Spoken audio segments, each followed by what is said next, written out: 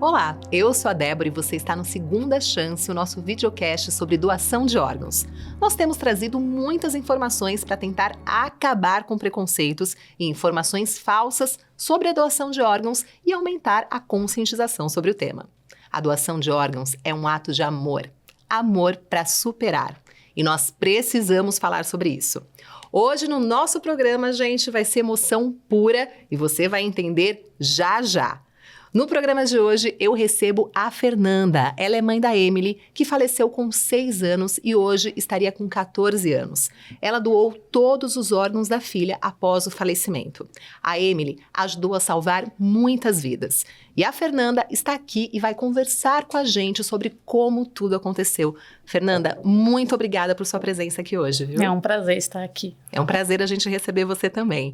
E contamos também com a presença da Rosângela, transplantada há 9 anos, que recebeu um órgão e tem uma nova vida desde então.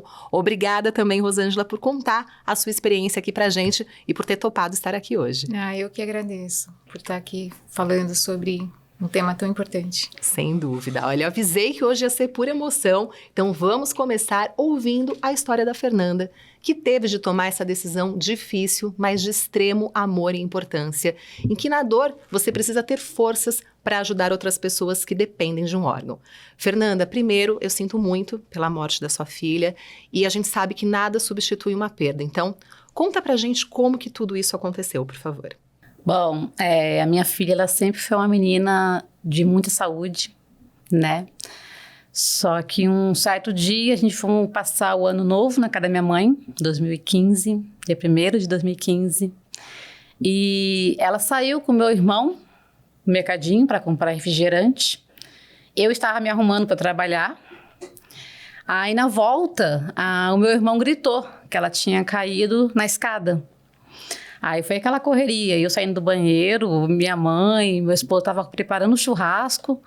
A gente chegou lá, ela caiu entre o corrimão, no meio do corrimão, na garagem. E ela bateu só a cabeça. Ela não teve nenhum arranhão, nem no braço, nem na perna, em canto nenhum, só na cabecinha dela. E a cabecinha dela já inchou, já ficou um caroço.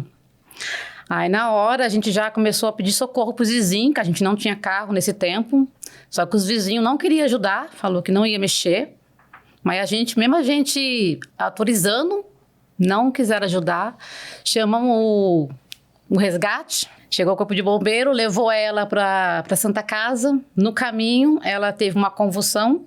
Chegando lá, os médicos conversou com a gente, falou pra gente que o caso dela era grave, que tinha afetado o cérebro, quebrou o crânio e afetou o cérebro, que entre 10 crianças, 8 sobreviviam e uma não, que não ia fazer a cirurgia nela. Mesmo a gente falando, não, a gente quer que faça cirurgia, já que precisa fazer. Aí eles falam que não, que tinha que ver a recuperação dela de noite, para ver o que ia acontecer, se ela ia precisar ou não. E ela não podia vomitar, né? Tinha que dormir tranquila. A menina não dormiu. Ela ficou agoniada, ela gritava, ela chorava. Ela tinha vezes que ela nem me reconhecia. Aí eu fiquei com ela na UTI, no hospital. Ela veio dormir de manhã, umas 5h30, 6 horas, ela veio a dormir. Foi no horário que os médicos veio e falou que eu precisava sair durante, se eu não me engano, era 2 horas, que eles precisavam medicar os pacientes e tal, e nenhum pai podia ficar lá dentro. Como eu vi que ela tinha cochilado, que ela tinha dormido, no meu coração eu vi que ela estava bem. A enfermeira falou, mãe, você vai ter que ficar lá fora, esse horário, ou você aproveita para ir para casa, descansar um pouco, comer alguma coisa. Não, descansar não tem como, ver a filha naquela situação não tem como, né? Se ela tá dormindo, ela relaxou, ela tá bem, então eu vou para casa, né, vou comer alguma coisa. Nem para minha casa, fui na casa da minha mãe, que é mais próximo. No meio do caminho, me ligam. E eu escutei ela chorando. Ela gritando pelo pai. Só queria o pai. Chegando lá, eu atendi o telefone e tal, daí eu liguei pro meu esposo, ele estava no trabalho, ele nem avisou ninguém, ele pegou e saiu do trabalho e foi direto para lá. E aí, como eu vi que ela já estava com o pai, eu fiquei mais tranquila. Fui pra casa da minha mãe, almocei com a mãe, daí depois a mãe foi comigo na minha casa, pegar roupa para ela, pegar roupa para mim. Quando a gente chegou na minha casa, o telefone tocou de novo, aí eu já senti uma dor no peito. Falei, mãe, aconteceu alguma coisa. Ela, não, relaxa, ela tá bem, não aconteceu nada. O que aconteceu? O coração de mãe sente. Aí eu peguei, atendi o telefone, era meu esposo, ele gritando, volta logo pro hospital, volta logo pro hospital. Eu falei, amor, o que aconteceu? Ele, não, volta logo pro hospital. Eu falei, não, pode falar que eu aguento. Aí ele falou, a Emily só queria me ver. Ela entrou em coma. Ela só quis se despedir de mim. E ela precisa fazer cirurgia urgente, já que ela precisa da sua autorização. E onde eu moro, lá no Portal Alvorada, no Jacareí, é muito longe. Dia de domingo não tem ônibus. Eu não conhecia ninguém, fazia pouco tempo que eu tava morando ali. Eu fiquei desesperada, sem saber o que fazer. Aí ele lembrou de um amigo dele de igreja, ligou pra ele e ele foi me buscar de carro. Chegando lá, foi só olhar pra ela lá em coma e esperar ela entrar no centro cirúrgico. E aí, menina, foi horas de cirurgia. Eu não lembro quantas horas que foi, só sei que foi muitas horas. Até que acabou a cirurgia, os médicos veio até a gente e falou, a sua filha está morta. Na hora eu não aceitei, eu gritei, eu falei que não, que a minha filha vai acordar, minha filha não está morta. Ele falou, mãe, ela vai ficar na UTI durante alguns dias para fazer os exames, vai em outros médicos de outros lugares para avaliar o caso dela, mas infelizmente a sua filha está morta. Aí foi aquele desespero, nós dois, não sabia o que fazer, ligava para um, ligava para outro. Até que chegou o dia 7. E eram os últimos exames que ela ia fazer. Para ter o exame final, o que estava acontecendo com a minha filha. Aí marcaram a reunião, eu e meu esposo. Falou que só queria nós dois, o pai e a mãe. Chegando na sala, tinha muito médico, muito médico. Médico de outros lugares que a gente nunca viu na nossa vida. Aí falou, a gente fez os últimos exames, pai e mãe, e infelizmente a sua filha faleceu no dia 2 de janeiro de 2015. Foi a pior notícia da minha vida. Nossa, o janeiro pra mim, eu nem gosto do mês de janeiro, eu tenho um pavor do mês de janeiro. Foi o dia em que eu perdi o amor da minha vida, da minha filha. Sinto muito, Fernanda, e pode tomar o seu tempo, aí eu imagino a emoção também. Se você puder contar pra gente, né, pode respirar aí tranquila, mas se puder contar pra gente como que foi depois de tudo isso, né, depois dessa fatalidade, infelizmente, como foi o processo de doação, né? É claro que ninguém pensa nisso, mas você tinha algo em mente sobre essa decisão? Não tinha nada. Eles deram notícia que ela tinha falecido e na hora já falou sobre doação. Aí eu falei que eu não ia fazer isso com a minha filha, que a minha filha estava viva, já queria correr para a UTI. A minha vontade que eu tinha de pegar ela dali e sair correndo. Sair daquele lugar. Para mim, minha filha estava viva. Aí eles não deixaram eu na UTI. Eles viram como eu estava. Eles não permitiram. Aí deixaram eu e meu esposo sozinhos nessa sala. Eu só lembro que a gente se abraçou, a gente chorou. Só sabia chorar. Aí chegou uma hora que a gente falou, a gente precisa conversar sobre o assunto. E a gente nunca tinha falado sobre esse assunto, sobre doação, que a gente nunca imaginou que a gente ia passar por isso. Né? Não passava nunca na nossa mente. Aí eu falei, eu não vou fazer isso com a minha filha, eu não vou fazer isso. Eu não vou deixar cortarem a minha filha. Tirar os órgãos da minha filha. Aí meu esposo falou, mas não serve mais para ela. Ela não vai mais utilizar. Aí eu pensei no meu filho. Falei, meu filho tá bem hoje, tá sorrindo hoje, eu não sei o dia da manhã. Como ela também tava bem. Eu imaginei que ela ia cair daquela escada. Se eu imaginasse, eu não tinha saído de casa. Só tinha ficado em casa. Aí eu pensei no meu sobrinho, na minha sobrinha, que tem a mesma idade que ela. É mesmo ano. Aí nós conversamos muito sobre essa doação. Nós pensamos nas crianças que sofrem, né? Nos pais que vê as crianças sofrendo, precisando de um coração, de um rim. Ficam na lista de espera. Ficam sofrendo também. Falei, eu não vou ter minha filha mais. Se eu enterrar ela assim, eu vou estar sendo muito injusta. Já que eu não posso salvar a minha filha, vamos salvar o das crianças. Foi isso que a gente pensou. Falei, vamos, meu amor, vamos salvar outras crianças. Vamos dar alegria para outras crianças. A nossa filha era uma criança que era muito esperta. Ela tinha 6 anos, ela já sabia ler, ela sabia escrever. Ela gostava de ajudar o próximo, ela nunca foi uma criança ruim. Ela gostava de dar as coisinhas dela, roupa, sapato, não sei o que. Ela amava ajudar o próximo.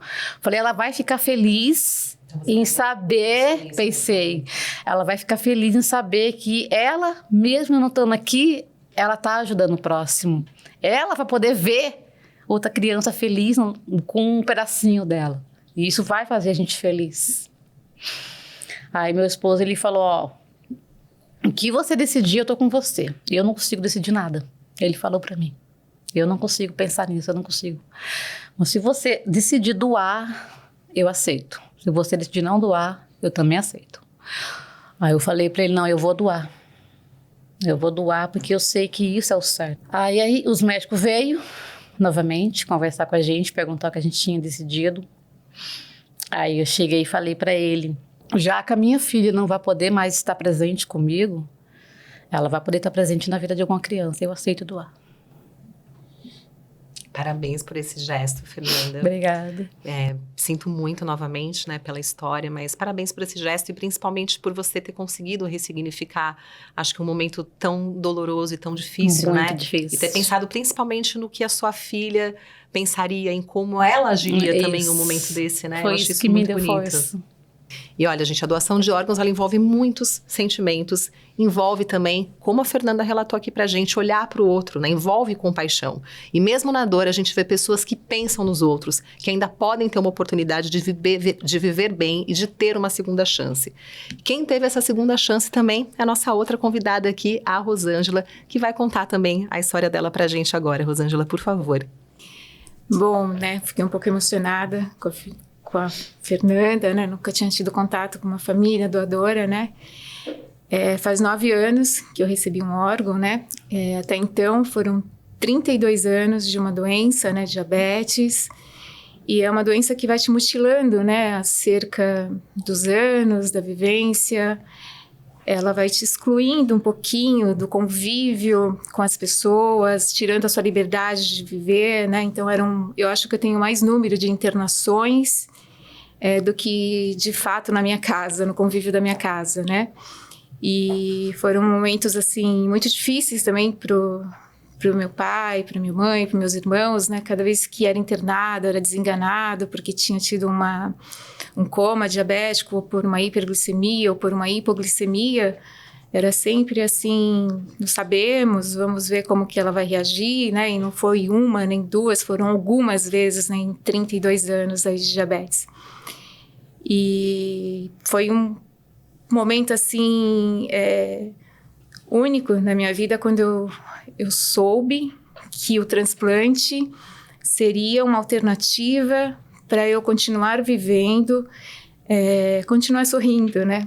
E hoje eu estou emocionada porque, assim, esse sim de uma família muda tudo na vida de quem está padecendo acerca de uma doença, que já não tem mais esperança e que às vezes é lamentar por ter nascido com uma doença e que, enfim, ela foi te mutilando ao longo dos anos, né?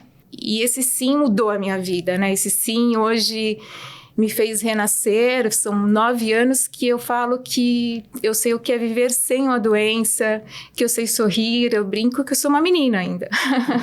Tenho 47 anos, mas eu me sinto uma menina, porque eu me sinto na liberdade de poder ir e vir, de saber que eu não vou entrar num hospital, numa UTI, assim, por conta do diabetes, que não existe mais esse fantasma na minha vida. A gente está aqui conversando e falando como seria importante conhecer a família doadora. É o meu sonho também, porque, assim, eles mudaram não só a minha vida, a minha família. Eu tenho 2 filhos, né, e para eles, quando vinham da escola e viam a luz da garagem apagada, eles já imaginavam que eu não estava bem, né? Encontravam, às vezes, a mãe de uma forma horrível, tendo que chamar o resgate para poder ser socorrida, né? O SAMU, e era um coma diabético por uma hipoglicemia e não sabia se ia voltar bem, sequelada, como que ia ser. E hoje eu acho que eu desfruto de um sim, assim, que é mais do que especial, de saber que é um momento, assim, tão difícil, tão, né, tão complicado, de tanta dor. E eu tô emocionada, não tem como. Porque a família de lá não sabe o que ela está causando na outra família, né? A intenção é boa, mas ela é mais do que boa. É você trazer vida, é você trazer superação, é você trazer um resgate de um sorriso, né? Hoje eu posso sorrir porque eu renasci no meu próprio corpo por um sim, né? De uma família como a Fernanda, que disse sim, eu vou doar, eu vou fazer com que outra pessoa, possa continuar vivendo. Nossa, obrigada. De nada. Eu te vendo, eu imagino as crianças que eu ajudei. Eu imagino as crianças sorrindo, brincando, crescendo, evoluindo e realizando os sonhos que a minha filha não pode realizar. Eu imagino isso me faz feliz. Que você falou quantos pais, né? Quanta alegria. E que essa alegria, eu tenho certeza que ela alcança a sua vida, alcança a vida do seu esposo, né? A vida de vocês. Para seguir em frente. Porque é tudo que eu peço todos os dias, né? Que esse sorriso, esse vigor que eu tenho de vida, ele possa amenizar um pouquinho a dor, né? A perda do marido, da minha doadora, né? Na época, fiquei sabendo que ela era 1 ano mais nova do que eu. E que ela tinha marido e 2 filhos. E eu peço por eles todos os dias. Eu falo que esse sim não venha alegrar só a minha vida, mas que ele possa alcançar de alguma forma, né? Eles saberem que, sei lá, quem sabe um dia desses aí da vida eu não encontre alguém deles e eu falo, olha, como valeu a pena ser forte, como valeu a pena esperar que esse sim pudesse vir e que eu pudesse sorrir novamente. Olha, gente, tá difícil segurar a emoção aqui, viu? Eu imagino para vocês que estão assistindo também. Mas a gente vai continuar aqui para tirar mais algumas dúvidas também. Rosângela, quanto tempo que você ficou? Você comentou um pouquinho como também era a sua vida antes do transplante, mas conta pra gente principalmente sobre esse tempo de espera, que eu imagino também que deve ser difícil, deve gerar muita ansiedade. E quanto tempo que você ficou até receber o órgão? Olha, como o meu foi o pâncreas, né, e não é uma cirurgia que é feita em todos os estados, né, do país e por grandes equipes, né, são poucas as equipes que fazem, eu fiquei 40 dias só, né, e eu sabia que quando eu fui chamada podia ser um teste, né, porque você é chamado, mas outras 2 pessoas, outros 2 pacientes são chamados, né, e na hora a gente faz uma avaliação de glicemia, enfim, pressão arterial, o estado geral como você está, para saber se você é o possível receptor, né? E eu lembro que eu fui como se fosse para fazer um teste. Eu falei assim, bom, a primeira vez tinha relato de pessoas que iam 3, 4, 5 vezes e, enfim, a outra pessoa recebia e não ela, né? E, de repente, fui eu, a escolhida daquele dia fui eu, né? E abençoada. E eu fui chamada para o centro cirúrgico e eu lembro que o meu médico já estava me esperando, muito feliz, né? Eu sou muito grata à equipe, né, que fez a cirurgia, a equipe que fez que recebeu o órgão, né, que foi lá retirar o órgão. O meu médico estava mais feliz, eu acho, do que eu, porque eu estava muito nervosa. Eu falava, meu Deus, é hoje. Como será isso, né? E no outro dia, quando eu acordei, eu já era uma nova pessoa. Eu já não precisei mais da insulina, né? O órgão, apesar de ser de um dia para o outro, ele já tinha respondido positivamente. E com toda certeza, meu médico falou, ele era para ser seu mesmo, né? Ele veio exclusivamente para você. A gente nunca teve uma resposta tão positiva assim. Além do processo rápido ali, tudo né, da rápido, espera e de já ter sido a primeira entrevista, já ter conseguido também. E eu lembro que, assim, a espera foi pouca, mas a adaptação a todo esse processo depois, ela não é tão fácil como a gente pensa. A gente pensa assim, é muito tranquilo, né? São 33 anos precisando tomar insulina, e de repente você começa a produzir a sua própria insulina, você tem um órgão que responde por você. Eu demorei um tempinho para o meu corpo entender isso. Tem uma adaptação ali também, né? Uma adaptação. E essa fase de adaptação foi incrível, porque eu me senti renascendo. Tinha dias que eu não acreditava, eu falava, mas eu lembro que eu ia para a porta da geladeira para pegar insulina. né? Ainda pelo hábito, né? Pelo hábito, uma vida 32 toda. anos, e eu falava assim, e eu ria sozinha, andava pela casa, falava, não, é inacreditável, né? E eu queria ficar fazendo o teste, né, de glicemia na ponta do dedo, que é horrível para quando você é diabético, você fala, ai meu Deus, que tortura. Mas eu queria fazer toda hora para ter certeza que, falava, como é isso, né? Não é possível. Enfim. E essa nova relação também com os filhos, né? Eu acho que também você trazer isso de como mudou também, Mudou né? totalmente. Essa relação com eles, esse medo que eles tinham ali também, né? De chegar em casa e não saber como você estaria. De ir no mercado, e se eu demorar um pouco é porque a minha mãe encontrou alguém na rua e ficou falando, né? Porque ela passou mal, porque assim, eu tinha minutos e segundos para voltar para casa. Se eu fosse até a padaria e não voltasse em 5 minutos, aconteceu alguma coisa. Pode ir atrás porque ela passou mal, né? E isso mudou totalmente. Eu me sinto uma menina descobrindo a vida ainda. Eu tô com 9 anos de transplante e eu ainda estou descobrindo a vida. Eu fiz uma viagem sozinha no ano passado e eu tive muito medo, porque eu nunca viajei sozinha, né? Eu sempre fui... Chegou um período da vida que eu era dependente de terceiros. Se eu não tivesse alguém cuidando de mim, eu não podia sair porque eu corria o risco de passar mal. E ir sozinha me deu uma ansiedade absurda. Eu estava no aeroporto e eu falava, não, você não pode ir sozinha. E aí depois, sorrindo, acho que as pessoas pensavam, é meio maluca essa pessoa, né? E a adaptação, ela ainda continua. Eu estou com 9 anos, né? E são 9 anos de vida. De vida com um sorriso, de vida com gozo, com alegria e com muita gratidão à família doadora. Muita gratidão. Muita gratidão de saber que no momento, né, e sentindo agora, né, essa vibração aqui, essa emoção da Fernanda, eu mais do que sou grata, porque assim, é simplesmente fantástico. É um milagre você poder sorrir porque um dia alguém resolveu, sem te conhecer, sem saber quem você era, dizer sim, é um milagre.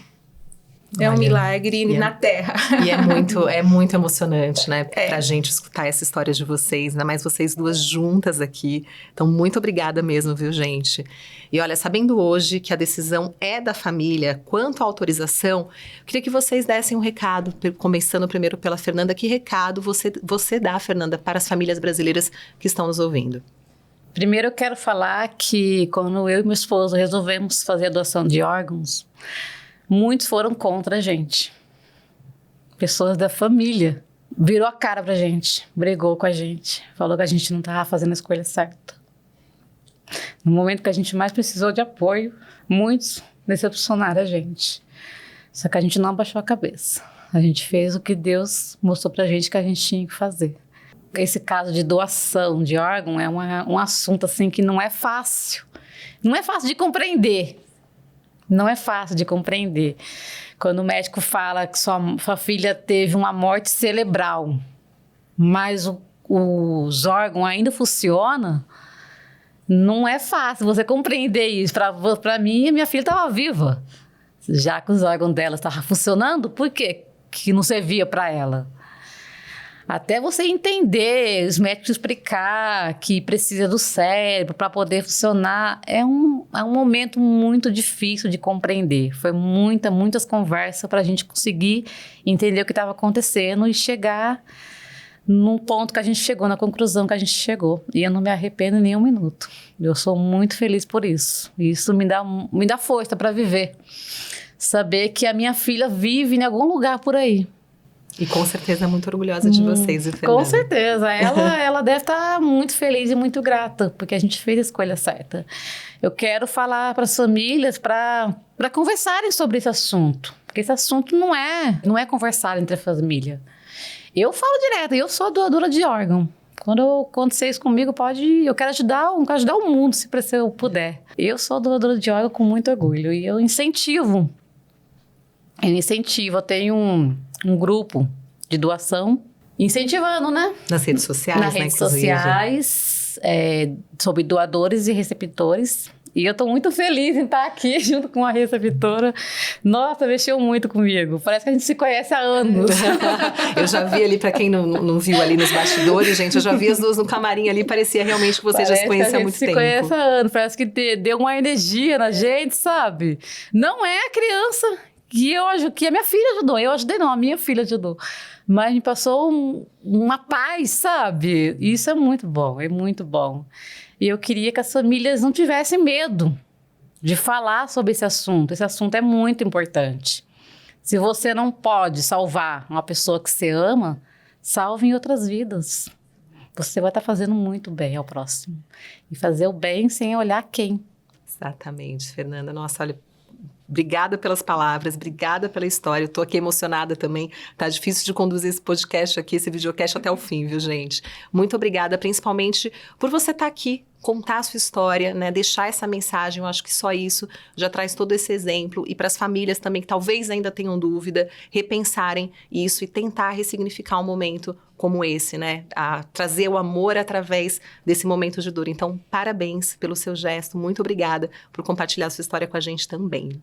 Muito obrigada, eu que agradeço. Eu sou muito grata por estar aqui, por receber esse convite para poder falar sobre esse assunto.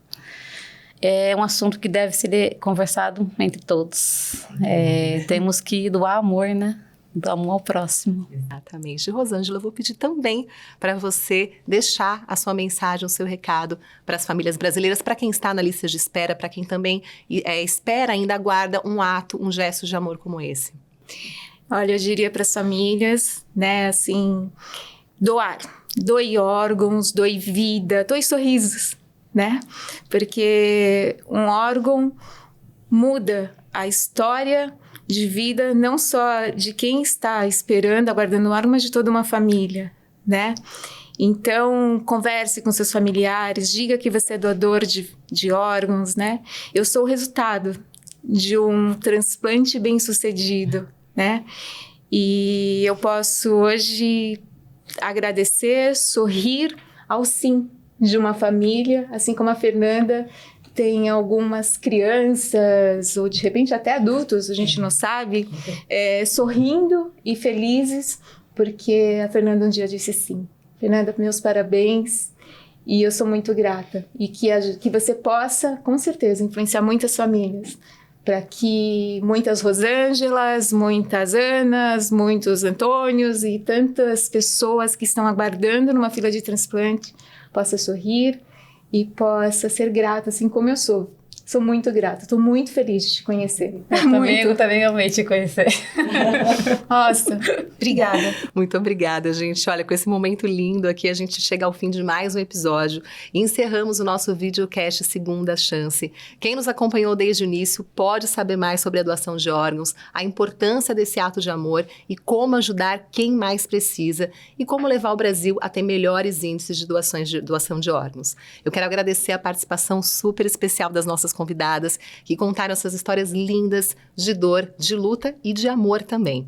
Nós ficamos por aqui. Eu agradeço a cada um de vocês que nos acompanhou aqui no Segunda Chance e que compartilhou também o nosso conteúdo. Relembrando, diga sim à doação de órgãos e tecidos, converse com a sua família.